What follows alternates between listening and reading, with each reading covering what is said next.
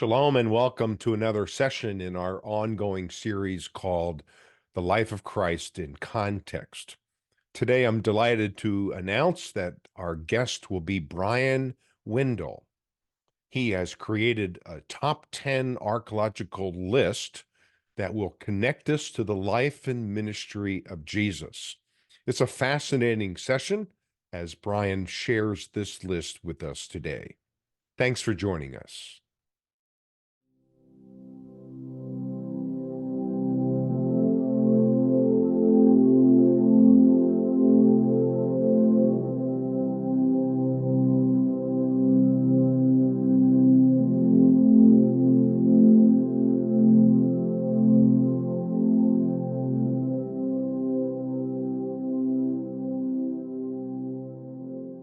So as we start this, I think, a very exciting session with Bryan Windle, we're going to talk about archaeology as it relates to the life of Jesus. But if you're just joining this series, we have been talking so far about seeing Jesus through the lens of the historical, and certainly we'll touch on that as we talk about the archaeological, but the geographical context of Jesus. And of course, here is the highlighted theme for this session, the archaeological, the chronological, the cultural or the Hebraic background of Jesus. And then here's this fancy theological word, the soteriological or the redemptive role that Jesus played in fulfilling God's purpose and salvation for the world. So this is going to be an exciting session with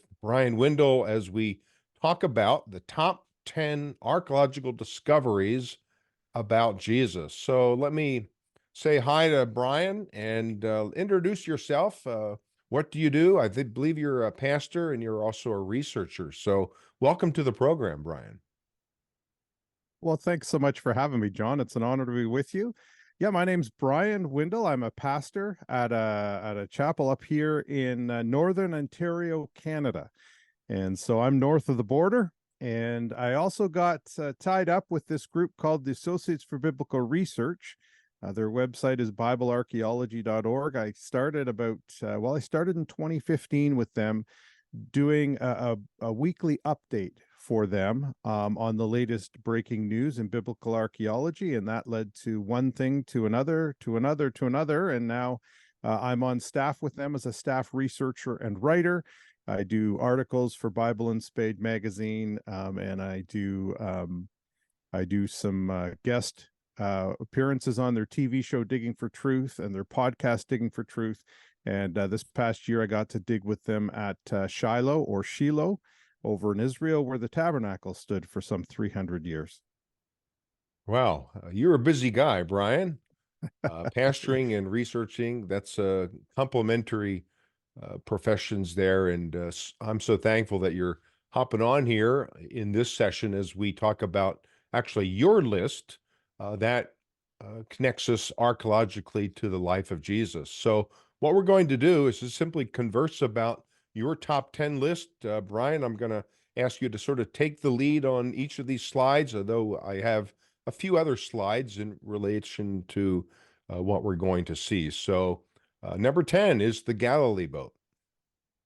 Yeah, and John, one of the things I've done is I've tried to choose discoveries that don't prove Jesus existed. That wasn't the purpose of this list. The purpose of this list is to choose artifacts that are related to the life of Jesus as they're described in the Gospels. Archaeology, one of the nice things it does for us is, it does affirm things at times, but it illuminates the scriptures for us. And I think this number 10, the Galilee Boat, is one of those things that does that for us. This is a boat that was discovered in 1986 along the shores of the Sea of Galilee. There was a drought that year. The water levels dropped. A couple of brothers were walking around the shoreline trying to see if they could find artifacts, and they found the outline of this boat, and exposed for the first time in some 2,000 years. And so the conservationists got involved. They quickly took it. They submerged it in a chemical preservative for 11 years. to preserve it before it finally has gone on display at a local museum there. And the neat thing about the Galilee boat is that it is the type of boat that the disciples would have been in. We read about the disciples being in boats with Jesus. We read about them fishing from boats like this. And so this boat, when they measured it and they tried to reconstruct it, what it would have looked like, they said it was 27 feet long, about 7.5 feet wide, 4 feet deep, and it would have held a crew of up to 15 fishermen. And so when we read about Jesus teaching from from Peter's boat, when we read about Peter and Andrew and James and John as fishermen, this is the type of boat that it would have been. Now the wood was carbon dated, and it carbon dated to 40 BC plus or minus 80 years. So that takes us to about 120 BC to 40 AD. Anywhere in there it could have been used. So this is the boat. This boat could have been on the Sea of Galilee when Jesus was on the Sea of Galilee too. It would have been right at the end of its life, quite possibly. But anyways, it does give us an illustration of the kind of boat that Jesus would have been in with the disciples who were fishermen. And I think of the Mark 4 and the Matthew 14 stories of the storms. You know, the first story is they're all in the boat together. Jesus gets up and says, "Peace, be still," you know, to the waves. And the second time he's walking to a boat like this. So remarkable discovery. And as you already saw on the screen before, I just can't picture how low the sea was in 86, but these images from the Jesus boat and this Medine project I think they are quite illustrative of how they very carefully excavated this boat from the shoreline and then literally floated it out to an area where they again preserved it well. So the Jesus boat gets indeed a top 10. Here's number 9, and it's more of a general category, if you will. First century synagogues. Bryan, tell us a little about this one that we're looking at in front of us. Yeah, well, this is the synagogue, one of the synagogues at Magdala. A second one was just discovered recently, but this is the more famous of the two, the bigger one. Matthew records that Jesus went, quote, throughout all Galilee, teaching in their synagogues and proclaiming the gospel of the kingdom. And Luke states that it was Jesus's custom to go through the synagogues on the Sabbath and teach when he was in the region. And now this is kind of the interesting thing. There are some scholars who suggest that synagogues did not arise until after 70 AD, after the destruction of the temple. But archaeology has demonstrated that synagogues were around just as the Gospels describe. They weren't places of worship. Worship was done at the temple in Jerusalem, but they were places where they would read the Torah, they would teach the Torah, just like the Gospels describe. So we have this one. I think to date, when I wrote this list, I think there were 10 discovered. I think we're over a dozen now, first century synagogues that have been discovered. This one at Magdala. There's the very, very famous one at Gamla. And then, of course, there is the beautiful white limestone synagogue at Capernaum, which is a third, fourth century synagogue. But one of the things about that is that it's built upon the black basalt foundation of what many scholars believe was the original synagogue at Capernaum. So we have these synagogues all around Galilee, actually all around Israel. And then there's also the famous Theodotus inscription that says that Theodotus, that there was a synagogue built in Jerusalem, quote, for the reading of the Torah and the teaching of the commandments. And so when we see the Gospels, we see what Jesus was doing in these synagogues, and then we come and we take a look in the archaeological record, we see synagogues, some of which Jesus might very well have taught in, that date to the early first century, some even dating before the early first century AD into the first century BC. So this is the one that at Magdala, we have one reference of Jesus sailing into this city, and that's the only one in Matthew, at the end of Matthew 15, I think. But Bryan, I always ask my folks who travel with me the question, how many people do you think could have sat in this synagogue? Of course, there's an outer bench, if you will, but what's your guess? I'm just curious. I don't know. I would just based on looking at that, I would say 50 people if you crowded them in, maybe. Yeah, that's what I would agree with as well. Here's another angle of it. In fact, I was there once when they were just uncovering this, and the lead archaeologist's son was being bar mitzvahed that afternoon on Oh, the wow. original platform stone. Uh, Most believe that maybe the scroll was placed here on this stone, but remarkable. So we were able to sit in the synagogue that morning because it was sort of closed to the public, and yet they made an exception for us. But we can picture Jesus teaching there.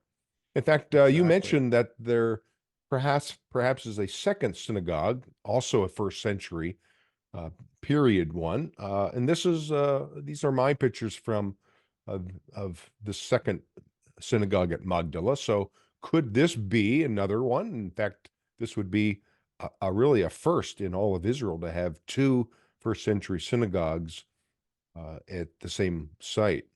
And you Yep. mentioned Capernaum and the basaltic Yes. level and the late fourth or early fifth century level. But um, I took this image from the excavations of the Franciscan fathers, and you're right, Bryan. The red actually represents perhaps the first century level. In fact, when we walk into the synagogue, we always tell our people, look down in the corner, and you can see a lot of lower or earlier ruins. So when we read from like Mark 1, we can actually picture Jesus in perhaps a smaller synagogue like that. And Bryan, I also included this picture, and there's sort of not a debate, but there's not a consensus that this is a synagogue. But I've been here twice. This is Khirbet Cana, Mm-hmm. and you can see Nazareth across the Beit Natofa Valley here. So we're north of Nazareth, and yet you can see the structure. I don't know if you've ever been here, Haven't been to Bryan, that one. No. but it's a remarkable site. It's hard to get to, and there's actually a ritual bath or mikveh attached to it, and that very well could be. There's the ritual bath, and here's my group from last May. Great They pictures. were adventurous, I'll tell you. But could this be also uh, a synagogue? And if that's the case, when Jesus was here in John 2 and later on in John 4, he's here as well.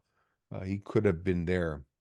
Now, Chorazim is one of the three Yep. cities condemned by Jesus in Matthew 11. And while this is a third century or so synagogue, during COVID, they actually did excavate down to the lower foundation, if you will. And based on the pottery, I understand that they found a lot of first century pottery. So perhaps underneath this third century one is another first century synagogue. Yeah, and the other neat thing about Chorazin is Dr. Scott Stripling has pointed out in an article he wrote on first century synagogues that one of the earlier excavators at Chorazim had located what he identified as a first century synagogue in a different area that has since been lost, and we don't know where Hmm. that is. And so there might actually be yet another one there that's not that needs to be rediscovered. So yeah, that's interesting. Okay, number 8, the Pool of Siloam. And based on what I just read last week or two, there's and you know probably what I'm talking about. Yeah. Uh, is this the pool, or is it maybe another location? But Bryan, what do you have to say about what we're looking at? Well, we're looking at the what people identified as the Pool of Siloam. and it was unearthed in 2004. Actually, accidentally unearthed. A lot of discoveries are made that way in Israel when they are doing some work for Pipe, a yeah. project, water piping there. They unearthed these steps, which turned out to be leading down to what they identified as a pool. And so ever since then, people have said, "Oh, this is the real Pool of Siloam, not the one that is where the Siloam Tunnel exits to," because people have said that's from the Byzantine era. And so in 2023, you probably saw it when you were there. I saw it when I was there. They basically have been excavating the whole area, Yeah. and some have been disappointed in the fact that there hasn't been more discovered, although I know they did find another course of steps in those discoveries. But this has led some people to start questioning, is this actually the Pool of Siloam? And as you referenced, there was a couple of weeks ago an article published that is arguing that the Byzantine pool actually is the original Pool of Siloam, and this was just a pool of some kind. And so more research needs to be seen. I think what's really interesting, though, is that when you read the Gospels and you read about the Pool of Siloam, whether it's this one or the Byzantine one, you've got these locations that almost affirm, even though we might not pinpoint this one or the other one, these the places where Jesus went, and it kind of gives us an idea, these steps leading down into a pool of the place where Jesus may have healed in John 9 the blind man, who he put mud on his eyes and said, "Go wash in the Pool of Siloam." May have been this place, may have been the place that's a little to the north of that. But yeah, Pool of Siloam. Yeah, so the Hezekiah's tunnel, we sort of where I'm pointing, we walk down from the exit of the tunnel, and that's where perhaps the pool area is, the Byzantine pool. But Bliss and Dickey, back over 100 years ago, back at actually the late 1800s, excavated what they thought was a first century pool. But we'll see what happens with the interpretation. Now, this is another angle of, I think this is from August when I was there last year. Okay, good. And they did find even some Jebusite ruins and structures below the Hasmonean or the Roman steps. So we'll see what develops and how they interpret all that. Yeah. Again, based on what they now suspect it was a pool, but is this the Pool of Siloam mentioned in John 9, or is this just a reservoir pool? But I love this reconstruction or the model That's a of great maybe one. what Yeah. at least the larger one look like.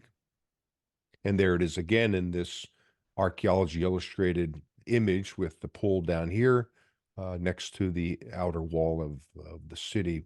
This is what Second Temple Jerusalem looked like in the days of Jesus. Gives a great perspective of it in that illustration. Yeah, they do a great job in recreating that. So, number 7, Jacob's Well at Sychar.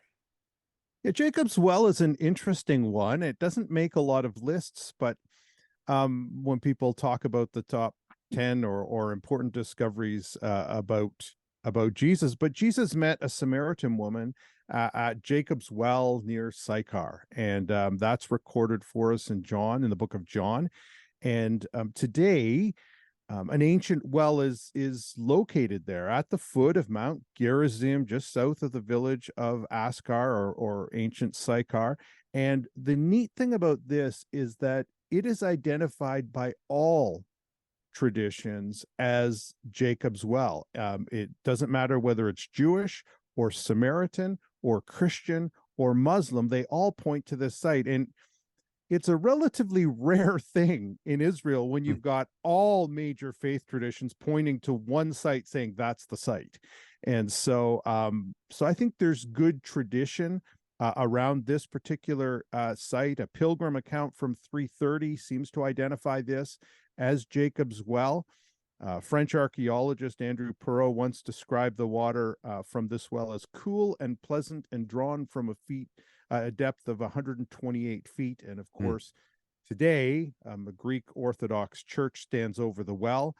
And so it's just a reminder to me. Sometimes when you're in Israel, there are sites that commemorate an event, but may or may not be the site. But this seems to have a long-standing tradition from multiple different faiths, identifying it as Jacob's well at Sychar. And so Jesus was there.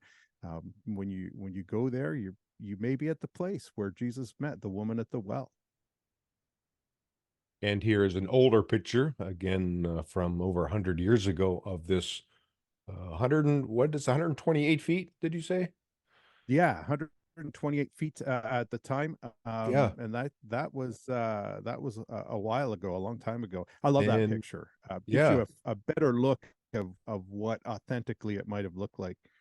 yeah, very, very interesting. And now, of course, the church over top of it sort of diminishes, if you will, from the antiquity of the site, but it's quite important and impressive, I think, as well. So we could do a whole session on the temple in Jerusalem, Yeah. but we'll try to be brief and lead us off here as we take a look at Jesus in this temple built by Herod in 20 BC. Yeah, and I cheated a little bit on this one because there are just a number of discoveries related to the temple in Jerusalem that I kind of all grouped together. Right. The gospel records that Jesus and his disciples spent time at the temple in Jerusalem. And so there are a number of archaeological discoveries from around the Temple Mount that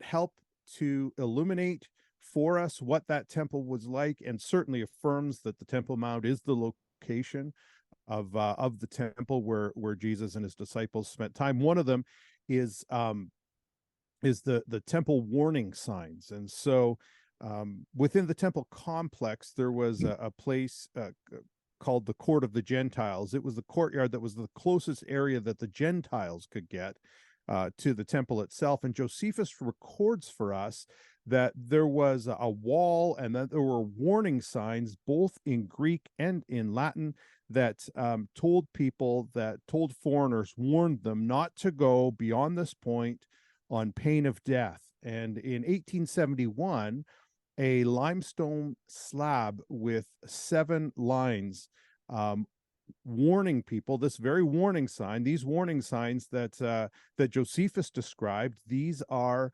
one of these signs was discovered. There was another one, a partial one discovered afterwards. One I think is in the Israel Museum, the smaller Yeah, this one fragment, and the is other I think is in Istanbul, if I'm not mistaken. correct. So those warning signs, Jesus and his disciples would have walked past those as they went into the temple precincts. And we also have the first century road that runs along the side of the temple, which helps us understand where Jesus was. You have the southern steps of the temple leading up into the temple. And there are just so many things. Yeah, those steps, and there are some of those that remain to this day that you can go and you can walk on. Some of them have been restored. Some of them appear to be original, and so you're walking on first century steps that from the Second Temple era that Jesus himself may have very well might have walked up. That was the one of the primary entrances, as I understand it, from the southern approach to the temple. And then, of course, the temple was destroyed in 70 AD, and maybe one of the most poignant places to visit is the Davidson Archaeological Park at the southwest corner of the Temple Mount. Right. And you can see the stones, the massive stones from the structures up top that have been thrown down onto a first century road below. And when they excavated them, they left those just in in place, and it's just a poignant reminder of Mm. the prophecy that Jesus made, that not one stone from those beautiful structures on top of the Temple Mount that the disciples were admiring would be left one on top of the. They were all thrown down, and we have this very poignant reminder today of those prophecies. And so this helps us understand the place Jesus went and the things that were happening at the temple. Very, very good. You saw some images that I flashed up while you were speaking, and we'll certainly in another session talk more specifically about how Herod expanded the platform, actually doubled the size of it, and a lot of archaeology related to the temple, and certainly finding Jesus entering the temple from the south, those southern steps, and certainly serving and talking the kingdom, talking shop, if you will, within the Yep, temple courts. I love this illustration, walking on this first century pavement underneath what now we that's know as beautiful. Robinson's Arch, That's discovered right. in 1838, actually. But let me just go back to this picture. Robinson's Arch is just up here Right on at the the top top there. part, Yep. and then the stones that tumbled in 70 AD. It's a remarkable testament of again fulfilled prophecy there, and the life of Jesus walking on these very steps. Number That's 5, right. the Caiaphas ossuary. Yes, Caiaphas was the high priest who presided over the trial of Jesus according to the Gospels in Matthew 26, Luke 3. He's mentioned, John 11, he's mentioned. According to the ancient historian Josephus, his full name was Joseph Caiaphas, although he appears just to have been known primarily as Caiaphas. In the same way, many of the sons of Herod were simply known as Herod. And so in 1990, there was a construction team that was building a water park near Jerusalem, actually, and a bulldozer plowed through the roof of a first century tomb. And when the archaeologists came, they found this ossuary inside of it, and on the inscription on the end that you can just see there, Joseph, son of Caiaphas, it says, and inside were the bones of 6 people, including the bones of a 60-year-old man who scholars believe maybe Caiaphas, maybe the earthly remains of Caiaphas himself. And so a beautiful, ornate ossuary. Maybe just a quick explanation of what an ossuary is for people. In the first century, the burial practices were they would lay them in a tomb until their bodies decomposed. They would then gather up the bones and they would put them in these limestone ossuaries. And because ossuaries were used for such a short period in history, really the first century BC, first century AD, you can, when you find an ossuary, you can date it very narrowly, relatively speaking. And so just a beautiful ossuary. Most scholars, I think, agree that this is the ossuary of Caiaphas, the high priest. So an important artifact that links directly to someone who had contact with Jesus. This is also displayed at the Israel Museum. And this is an older picture from that discovery in 1990. Remarkable how many archaeological discoveries are found by accident, if you will, when Yes. they're either widening the roads or building uh, new structures or buildings, houses. Of course, they have to stop when they find things of antiquity and then carefully do what is called rescue digs. So, just a remarkable connection with Caiaphas, the high priest at the time of Jesus. Now, right next to in the Israel Museum, the That's right. Caiaphas ossuary is this inscription. Tell us about the Pilate inscription. This is an inscription that makes reference to Pontius Pilate, who was the governor of Judea. We know that his technical term was the prefect of Judea, and we know that from this particular artifact. And this was discovered in 1961 in Caesarea Maritima. And so there were some excavations going on near the amphitheater, and it revealed a limestone block there, and there was a dedication to it was seems to be a dedication to Tiberius Caesar, and it's from Pontius Pilate, prefect of Judea. And so it affirms Pontius Pilate's official role there. Interestingly, the Gospels use a more general term, that he was governor or governing at the time, and so this was very helpful to let us know that he was the prefect of Judea. Another interesting find related to Pilate is it was a rediscovery of in 2018. It was announced of a bronze ring, and the inscription on the bronze ring said "of Pilatus." And so, because Pilate is such a rare name, historically speaking, many many scholars believe that this ring belonged probably not to Pilate himself, but maybe to one of his slaves, one of his servants who was working for him, who would have used this as a seal imprint to say he was receiving stuff or sending stuff in Pilate's name. And I believe, if I remember correctly, it was discovered originally in at the Herodian. I think you're right. And was kind of lost in a box until they rediscovered it and started cleaning it and discovered that it too had an inscription relating to Pilate. And so both of these things, again, artifacts that take us right back to a person who interacted with Jesus. And so just important artifacts for us. As we read the Gospels, they affirm people in them and take us right back to those moments in history. So pretty exciting. So for our Latin readers, there's Tiberium. That's right. And Pilatus, Pilatus. There it is. Yep. And Brian, I understand this was found in secondary use as part of a stairwell in the later Roman theater. So whoever used the stone, and I'll go back to the original stone, really didn't care what was written on it because it was found upside down. Like, all right, who was this guy? I guess it wasn't any concern to the people who used the stone as a part of that structure, but amazing connection. I just am just it really is overwhelmed. But why don't we stay right next to the Pilate inscription in the Caiaphas ossuary is this particular piece that was found. We're calling it the heel bone of a crucified man. That's right.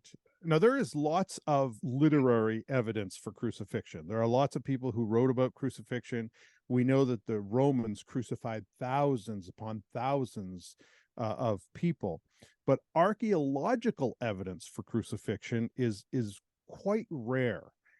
And this was a really important discovery that was made in 1968. Again, the story we've told: a construction crew accidentally cuts into a tomb, several tombs in northeast Jerusalem, and inside there were several ossuaries. And in one particular ossuary, and inscribed on it, is the name Yohanan. And it too, I believe, is in the Israel Museum as well, his ossuary there. And as well as this heel bone with a nail still embedded in it. And the anthropologists who examined his remains suggested that Yohanan was in his 20s when he was crucified, sometime in the first century, 87 to 66. So again, right in the time frame when Jesus himself was crucified. And further study, I think most scholars believe that it seems to indicate that Yohanan was crucified with a foot on either side of the upright of the cross. And whether when the nail went in, it twisted or something, and they couldn't quite get it out, so they just took the heel and nail all together, and that's how he was buried. Now, it's important because some critics have suggested that when Jesus, the description in the Gospels of Jesus being honored with a burial in a family tomb is not accurate, that people who were crucified, who were criminals, would not be honored in such a way, that he was likely just thrown into a common tomb where they threw all of the criminals after they crucified them. But this discovery shows us that there were times when families could come and get the body of their deceased loved one, even if they were criminal, even if they were crucified, and they would be dignified with a burial in a family tomb. And so this is very helpful for us to illuminate how Jesus himself may have been crucified. It affirms details in the Gospels of Jesus being honored with a burial after being crucified as a criminal. So just a really important discovery. My image as a kid was that the nail went through the front part of the foot and not the side ankle area. So I think this is really illustrative of perhaps how at least the feet were attached to the side of the vertical beam and not on the front. But a remarkable discovery again. Was Jesus placed on the cross in this fashion? Very well could be. Yeah. And here's another close-up of this.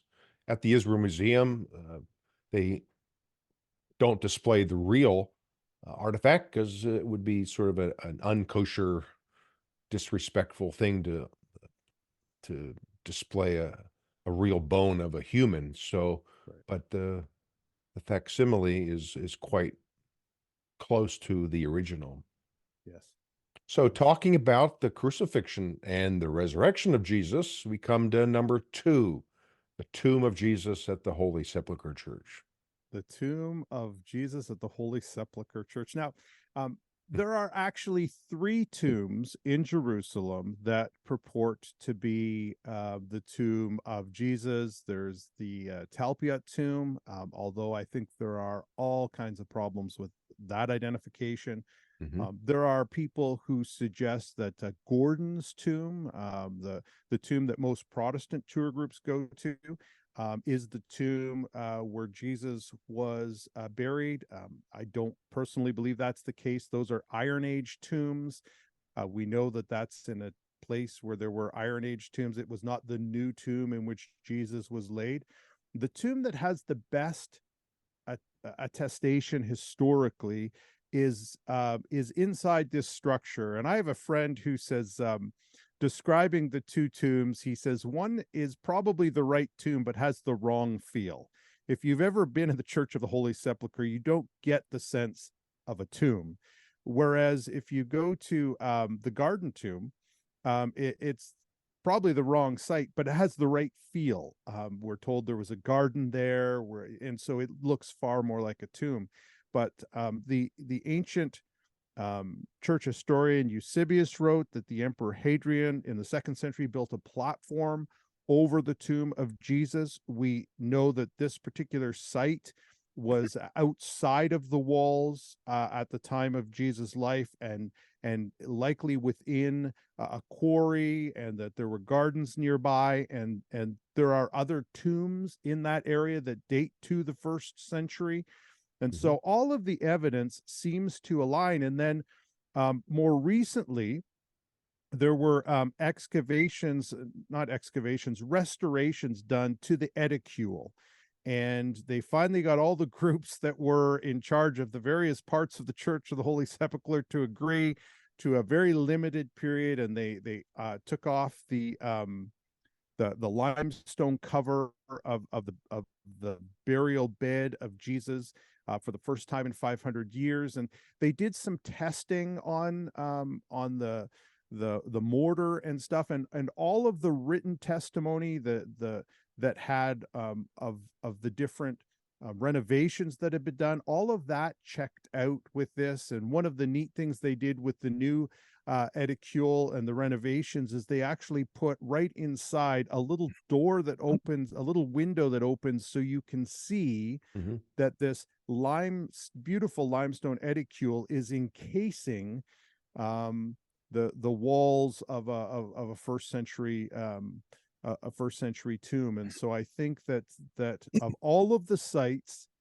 this one seems to have the best evidence towards it in terms of being the actual tomb of Jesus. Archaeologist John McCrae summarized it. He said, although absolute proof of the location of Jesus' tomb remains beyond our reach, the archaeological and early literary evidence strongly argues strongly for those who associate it with the Church of the Holy Sepulchre, and even the most recent um, renovations or restorations inside would just continue to affirm that. And so I believe this is probably the best. This is probably the site where Jesus himself was buried. The tomb doesn't look like much of a tomb today, but that's it. Yeah, important site. I believe they were Greek archaeologists a couple of years ago now, working on behalf of National Geographic. But as you mentioned, for the first time, I think 200 years, the marble covering was moved and exposed the very bench of the tomb. Let me just go back to a few slides. In fact, this one may be helpful as well. You mentioned the edicule, this sort of mausoleum structure that the fourth century Christians built over the proposed tomb of Jesus. But what the church did is they used, I think this is ironic, Brian, that they used the platform that Hadrian built in order to build his temple here in this area to sort of get rid of any evidence of this guy named Jesus, who apparently rose from the dead. And they reused the pavement or the platform and took down, of course, the pagan temple and built the church on the same location. But in order to preserve the area of the burial chamber, this cutaway, I think, is helpful because the edicule doesn't look, like you said, like a tomb. It looks like more of a mausoleum, a modern thing. But what they did is they carved away the burial chamber and just left the bench itself and then enclosed it with this edicule, which over the last 1600 years has been destroyed, rebuilt, destroyed, rebuilt. Maybe the tomb looked like this. Maybe it did have a rolling stone. Maybe it was a plug stone that also could have technically rolled, but the bench of the tomb, this is just a suggestion, but I think it's a remarkable discovery. And I would agree that that's most likely the right location, at least, for the tomb of Jesus. And finally, number one, the Nazareth Inscription. So the Nazareth Inscription is a really unique find, and we don't know much about its find spot. We know that when it came into the collection of the man who acquired it, it simply said that it was from Nazareth, hence its name, the Nazareth Inscription. It's an edict from Caesar that is inscribed on a marble slab, which imposes a death penalty in Israel for anyone who is caught removing the bodies from family tombs, specifically sepulcher sealing tombs, like the one that Jesus was buried in. And it was acquired in 1878, and people have suggested that scholars who have studied it say very likely written during the reign of Claudius. So this is in the period right after the resurrection of Jesus, within a decade or two of the resurrection of Jesus. Now, what I find really interesting, John, is this. That I find it interesting that Caesar, what possibly could have happened that would cause Caesar to feel that he needs to issue an edict telling people, stop stealing the bodies. Now, tombs were robbed out in antiquity, but they didn't steal the bodies. You think of the tombs in Egypt, right? They would steal the grave goods. That's what they would steal. They wouldn't steal the bones of the people. So what could it possibly be? What historical situation fits best this particular inscription? And Dr. Clyde Billington has done a lot of study on this, and he has written quite a compelling article. It's available on ABR's website at biblearchaeology.org, and he presents a number of pieces of evidence, lines of evidence, that he believes that this is referencing the resurrection of Jesus. The edict, he says, seems to be directed at Jewish people specifically, and is addressing this particular situation. Now, I should mention that a couple of years ago, there was a study that was done where they took some of the limestone from the back of this particular artifact, and it showed that it came from the Greek island of Kos. Hmm. And so the authors suggested a different historical setting for that, before Jesus, about one of the kings from the island of Kos whose tomb was desecrated. And so they believe it wasn't Claudius, that it was, I think it was Julius Caesar, who would have been the one who issued this particular edict. But as Clyde Billington has shown, there are all kinds of historical problems with that particular fit to this particular thing. And it's not surprising that the marble would come from the island of Kos. Marble is not native to Israel. The marble slabs, marble statues were all imported into Israel. And so just the fact that the marble itself came from Kos is not a compelling argument. In fact, Dr. Billington said the context of the Nazareth inscription clearly proves it was written for Jews and not Gentiles, and that it was almost certainly issued by Claudius in response to the story of the resurrection of Jesus of Nazareth, King of the Jews. If this is the case, this is a hugely important artifact, and an important witness to the resurrection of the Lord Jesus. I have Dr. Billington's interpretation. I'll just go through a couple of slides if you want to point Yeah. out a few of these lines that are important or significant. Yeah, this is an edict of Caesar. And again, notice line 8, specifically talking about sepulchre sealing stones, sepulchre sealing tombs. And we know that Jesus was in one. There were two types of tombs that were sepulchre sealing in the first century. There's the rolling stone type, and then there was kind of the square stone plug type. And most of them, the vast majority discovered, are the square stone plug type, but Jesus was in a rolling stone tomb, it says. And again, suffering capital punishment. Like something significant must have happened if Caesar feels the need to say, stop stealing the bodies or I'm going to kill you. That's an important thing.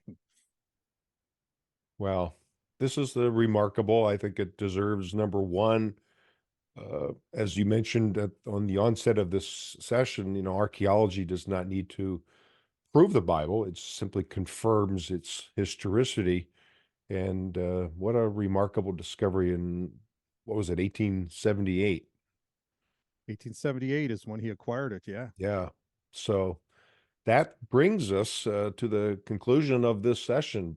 Bryan, thank you so much for joining us. This is a wonderful list, and certainly it connects us both directly and indirectly to the life and ministry of Jesus. So we're using archaeology, of course, to confirm and to highlight the significant ministries of Jesus, the reality that he certainly was a first century rabbi who taught about the kingdom, and certainly, as we read about the Gospels, one who gave his life for us on the cross and beat death for good by rising on the third day. So what a great list, and I appreciate your time.